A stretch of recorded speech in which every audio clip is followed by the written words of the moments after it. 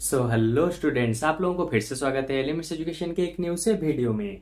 तो इसके पिछले वाले क्लास में जैसा कि आप लोग जानते हैं कि हम लोगों ने क्लास 10 के ट्रायंगल्स वाले चैप्टर के पूरे इंट्रोडक्शन क्लास को खत्म किया था। तो आज हम स्टार्ट करेंगे एक्सरसाइज 6.1 को, और आज ही के क्लास में हम इस पूरे के पूरे एक्सरसाइज को यहाँ पे खत्म कर देंगे। तो अगर आप लोगों ने इंट्रोडक्शन वाले क्लासेस को अटेंड नहीं किया तो जल्द से जल्द उनको अटेंड कर लीजिए, नहीं तो इन सारे क्वेश्चन को समझने में आपको थोड़ी सी दिक्कत आ सकती है।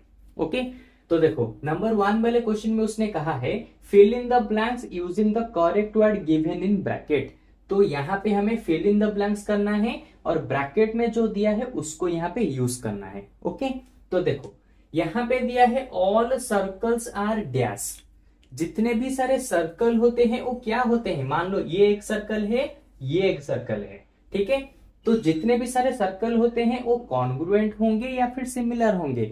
सिमिलर का मतलब होता है एक जैसा दिखना, कॉन्ग्रुएंट का मतलब होता है दोनों के शेप साइज बिल्कुल सेम टू सेम होंगे।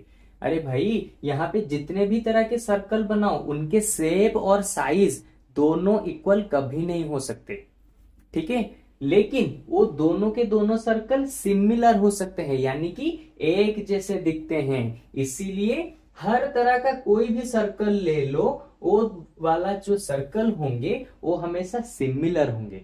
कॉन्ग्रुएंट होने के लिए कंडीशन क्या है, दोनों का साइज और दोनों का शेप बिल्कुल सेम होना चाहिए। लेकिन सिमिलर होने के लिए कंडीशन ये है दोनों का शेप इक्वल होना चाहिए। तो दोनों का शेप देखो इक्वल है, इसलिए कितनी भी तरह के सर्कल ले लो वो सिमिलर होंगे। सेकेंड नंबर में भी सेम चीज कहा है, क्या सारे के सारे जो स्क्वायर्स हैं वो सिमिलर होंगे या फिर कॉन्ग्रुएंट होंगे। कॉन्ग्रुएंट का मतलब उनका शेप साइज सब एक दूसरे के साथ इक्वल होगा, ओके। लेकिन सिमिलर का मतलब है उनका शेप इक्वल होगा। तो यहाँ पे जितने भी तरह के स्क्वायर बनाओ वो हमेशा सिमिलर होंगे। कॉन्ग्रुएंट होने के लिए उनका साइज भी इक्वल होना चाहिए, ओके। तो इसका मतलब यहां पर भी आंसर हो जाएगा सिमिलर, यानी कि जितने भी स्क्वायर देखो वो सारे के सारे स्क्वायर सिमिलर होंगे। कॉन्ग्रुएंट होने के लिए उनका साइज होना चाहिए, लेकिन सारे स्क्वायर का साइज सेम हो ऐसा तो कभी नहीं हो सकता। कोई छोटा हो सकता है, कोई बड़ा हो सकता है, ओके। तो देखो नंबर 3 में फिर इसने क्या कहा है, all dash triangles are similar. ऐसे कौन से ट्रायंगल्स हैं जो हमेशा सिमिलर होंगे। क्या आइसोसेलेस होगा, नहीं। इक्विलेटरल ट्रायंगल हमेशा सिमिलर होंगे। इक्विलेटरल ट्रायंगल यानी कि जिनके साइड इक्वल होते हैं या फिर एंगल इक्वल होते हैं, ओके। तो इक्विलेटरल ट्रायंगल में हमें पता है ये भी 60, ये भी 60, ये भी 60, और ये भी 60, ये भी 60, ये भी 60। तो दो इक्वल ट्रायंगल्स यानी कि दो इक्विलेटरल ट्रायंगल हमेशा ही क्या हो जाएंगे, सिमिलर होंगे। तो यहां पे मैं लिख देता हूं ऑल इक्विलेटरल ट्रायंगल, ठीक है, खत्म, ठीक है। अच्छा, लास्ट वाले को जरा अच्छे से समझो। लास्ट वाले नंबर में उसने क्या कहा है, two polygons of the same number of sides are similar. यानी कि यहां पे तुम्हारे पास दो पॉलीगॉन है। पॉलीगॉन का मतलब क्या होता है, एक ऐसा एनक्लोज्ड फिगर जिसके 3 या फिर 3 से ज्यादा साइड होते हैं, ठीक है। जैसे कि मैं मान लो इसको ले जाता हूं एक रेक्टेंगल, इसको ले जाता हूं एक और रेक्टेंगल, ठीक है। इसको हम पॉलीगॉन कहेंगे क्योंकि इसके 3 से ज्यादा साइड हैं, ठीक है। जिस वाले फिगर के 3 से ज्यादा साइड होते हैं, 3 या फिर 3 से ज्यादा साइड, उसको कहा जाता है पॉलीगॉन। ये डाउट को क्लियर कर लो, ओके। तो इसने क्या कहा है, देखो फर्स्ट में उसने कहा है they are corresponding angles are dash. मैंने इंट्रोडक्शन पार्ट में ऑलरेडी समझा चुका हूं, अगर दोनों के दोनों इमेजेस क्या होते हैं, सिमिलर होते हैं, तो उनका जो एंगल्स होगा वो हमेशा इक्वल होगा, ओके। तो एंगल्स की बात हो रही है तो डायरेक्ट सिमिलर फिगर के एंगल्स, कॉरेस्पॉन्डिंग एंगल हमेशा इक्वल होते हैं, ये याद रखना, ओके। वहीं पे अगर उनके कॉरेस्पॉन्डिंग साइड्स की बात आ जाए तो उनका साइड जो होता है वो प्रोपोर्शनल में होता है, यानी कि रेशियो में होता है। तो साइड की बात आता है सिमिलर चीज में तो यहां पे यूज होगा प्रोपोर्शनल, ठीक है। इस तरह से तुम इसे डायरेक्ट भी कर सकते हो क्योंकि बहुत ज्यादा इजी है, ठीक है। कोई भी तुम अगर दो सिमिलर चीजों को लोगे तो उनके जो एंगल्स होंगे, यानी कि मान लो ये वाला इसके साथ सिमिलर है, तो इसका मतलब ये है इसका एंगल और इसके एंगल बिल्कुल इक्वल होंगे। तो यहाँ पे एंगल्स की बात हो रही है, तो इसलिए इन दोनों का एंगल्स बिल्कुल इक्वल होगा। और साइड की बात करोगे तो इन दोनों का साइड प्रोपोर्शनल में इक्वल आएंगे। ओके, तो इस तरह से नंबर 1 वाला क्वेश्चन यहाँ पे पूरा ही खत्म हो गया। अब चलते हैं नंबर 2 वाले क्वेश्चन की तरफ। ठीक है, तो चलो।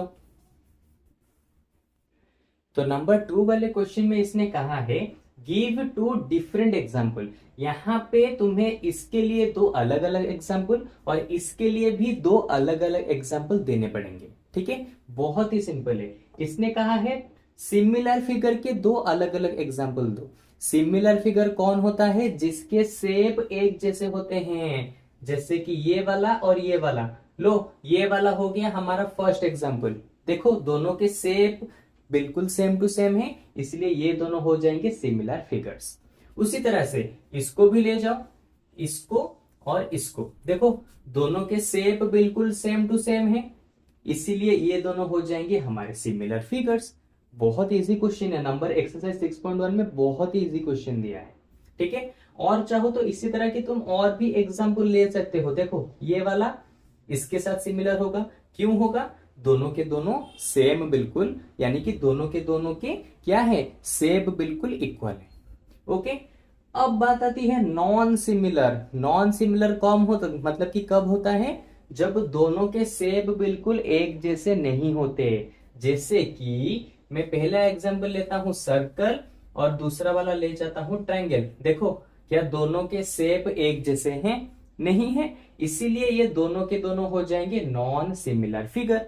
इसी तरह का कुछ भी ले सकते हो तुम अपने मन से। मैं इसको ले जाता हूं, इसके साथ इसको ले जाता हूं। देखो दोनों के शेप बिल्कुल अलग अलग हैं, इसका मतलब ये दोनों भी हो जाएंगे नॉन सिमिलर फिगर्स के एग्जाम्पल। सिंपल। एक चाहो तो एक और एग्जाम्पल भी ले सकते हो, जैसे कि मैं इसको ले जाता हूं, ठीक है, इसके 5 साइड से, इसके साथ मैं ले जाता हूं इसको। देखो दोनों के शेप बिल्कुल अलग अलग हैं। अगर दोनों के शेप अलग अलग हैं तो ये दोनों हो जाएंगे नॉन सिमिलर फिगर्स। बहुत ही इजी क्वेश्चन है। ठीक है, तो देखो इस तरह से नंबर 2 वाला क्वेश्चन भी यहाँ पे खत्म 2 मिनट के अंदर। कितना इजी क्वेश्चन है यहाँ पे। अब चलते हैं नंबर 3 वाले क्वेश्चन की तरफ। ठीक है, तो चलो। तो देखो नंबर 3 वाले क्वेश्चन में उसने क्या कहा है, state whether the following quadrilaterals are similar और नॉट। ये दोनों क्वाड्रिलेटरल सिमिलर होंगे या फिर नहीं होंगे, ये हमें प्रूव करना है। ठीक है, सबसे पहले तुम्हें यहाँ पे देख के लग ही रहा होगा कि सर यहाँ पर 1.5 है, इसके साथ 2 मल्टीप्लाई करो, देखो 3 आ गया। इसके साथ 2 मल्टीप्लाई करो, देखो 3 आ गया। इसके साथ 2 मल्टीप्लाई करो, देखो 3 आ गया। तो इसका मतलब इस वाले क्वाड्रिलेटरल का जब हम ट्वाइस करेंगे तो ये वाला क्वाड्रिलेटरल निकल रहा है। तो इसके साइड को देख के तुम्हें लग रहा होगा कि ये दोनों के दोनों क्वाड्रिलेटरल क्या हो जाएंगे, बिल्कुल सिमिलर हो जाएंगे, क्योंकि इनके इसके साइड का ट्वाइस करोगे इसके साइड के साथ इक्वल हो रहा है। तो इस चीज को देख के तुम्हें हो सकता है कि नहीं सर ये दोनों के दोनों सिमिलर हो जाएंगे, ऐसा लग रहा होगा। लेकिन ऐसा बिल्कुल भी नहीं है। क्यों? जैसा कि मैंने नंबर 1 वाले क्वेश्चन में कहा था कि तुम्हें साइड के प्रोपोर्शनल को चेक करना है। यहाँ पे साइड के प्रोपोर्शनल तो सेम टू सेम है, जो तुमने देखा सही है, लेकिन इसके साथ एक और चीज भी चेक करनी है।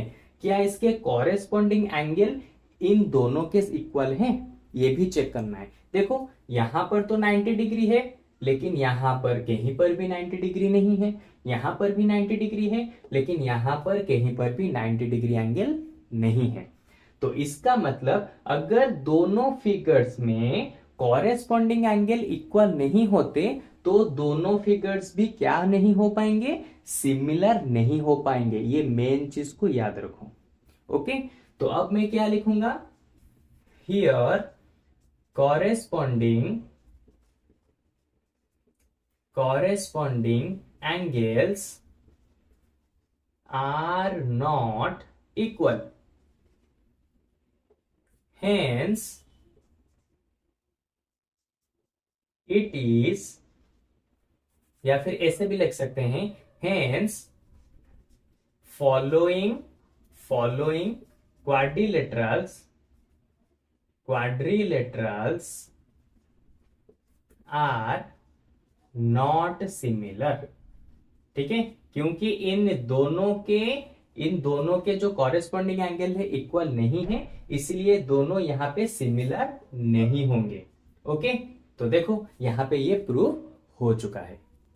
तो इसी के साथ हमारे यहाँ पे एक्सरसाइज 6.1 पूरा का पूरा खत्म हो चुका है, और वो भी बहुत ही जल्द, क्योंकि मैंने स्टार्टिंग से ही बता रखा है कि ये वाला एक्सरसाइज बहुत ही ज्यादा सिंपल है। ओके, तो चलो आज के क्लास में ये पूरा का पूरा एक्सरसाइज यहाँ पे खत्म हो गया। अब इसके नेक्स्ट वाले क्लास में, यानी कि कल के वाले क्लास में, हम एक्सरसाइज 6.2 से फिर से हम लोग स्टार्ट करेंगे, और इसी तरह से हम दोनों मिलके इस पूरे के पूरे चैप्टर को ही खत्म कर देंगे। ओके, तो फिर भी अगर तुम्हें इस एक्सरसाइज में कोई भी डाउट होगा, मुझे लगता तो नहीं है कि होगा, लेकिन फिर भी अगर होगा तो मुझे कमेंट सेक्शन में बताओ। मैं तुम्हारे उसी डाउट के ऊपर एक न्यू सा वीडियो बना के फिर से अपलोड कर दूंगा, और तुम्हारा नेम भी वहां पे मेंशन कर दूंगा वीडियो में, जिससे कि तुम उस वाले वीडियो को वहां पे अच्छे से समझ पाओगे और तुम्हारा डाउट भी वहां पे क्लियर हो जाएगा। ओके, तो चलो अब मिलते हैं हमारे कल के वाले क्लास में, और फिर से स्टार्ट करते हैं एक्सरसाइज 6.2 और उसको खत्म करते हैं। ओके, तो चलो बाय बाय।